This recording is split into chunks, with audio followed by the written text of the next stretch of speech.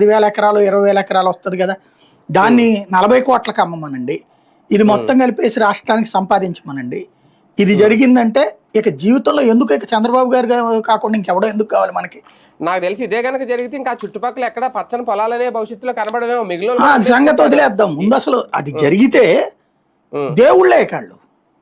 అదే అంటే ఎకరానికి అప్పుడు దాని ఇంపాక్ట్ మీకు టోటల్ గా అంతే కదా, అమ్మేసుకుంటారు. మిగిలిన వాళ్ళు కూడా అమ్మేసుకుంటారు. అప్పుడు ఆ ఫ్లాట్లు అవి కూడా శుభ్రంగా, ఇప్పుడు అపార్ట్మెంట్లు పాపం మొన్నటిదాకా అమ్ముకోలేక చాలా ఇబ్బంది పడ్డారు. బెజవాడ గుంటూరు మధ్యలో ఎవడు కొనక చివరికి అపర్ణాల అంటోడు కూడా 100 సార్లు ఆడేసాడు తగ్గిస్తున్నాం 2 అని.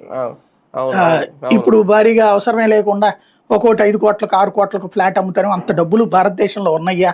ఇక్కడే పెట్టుబడి పెడతారు. పెడితే చాలా అద్భుతం నిజంగా, మాత్రం గ్రేట్. కానీ రైతులు పొలాలు తీసుకొని సెల్ఫ్ ఫైనాన్సింగ్ ప్రాజెక్టు అనడం ఎంతవరకు కరెక్ట్, ఎలా చూడాలి? తప్పేం లేదండి. అదే బేసిక్ గా real estate model. Real estate మాడ్యూల్లో ఏం చేస్తారు, మన దగ్గర 1 ఎకరం భూమి ఉందంటే మనం డెవలప్మెంట్కి ఇస్తాం. డెవలప్మెంట్కి ఇచ్చినప్పుడు దాంట్లో వాడు ఒక 50 ఫ్లాట్లు కడుతున్నాడు అనుకోండి, దాంట్లో రాసుకుంటాం మనం. ఒక 50 లక్షలు, 1 కోటి రూపాయల క్యాష్, ఒక 5-10 ఫ్లాట్లు, ఒక దాంట్లో కమర్షియల్ ఫ్లాట్ ఒకటి, ఇట్లా రాసుకుంటాం మనం. ఇప్పుడు ఇది కూడా రియల్ ఎస్టేట్ సిస్టమే కదా, కాబట్టి దాంట్లో భాగంగా రైతుల దగ్గర నుంచి భూమి తీసుకుని వాళ్ళకి 1200 గజాలు ఇస్తున్నారు.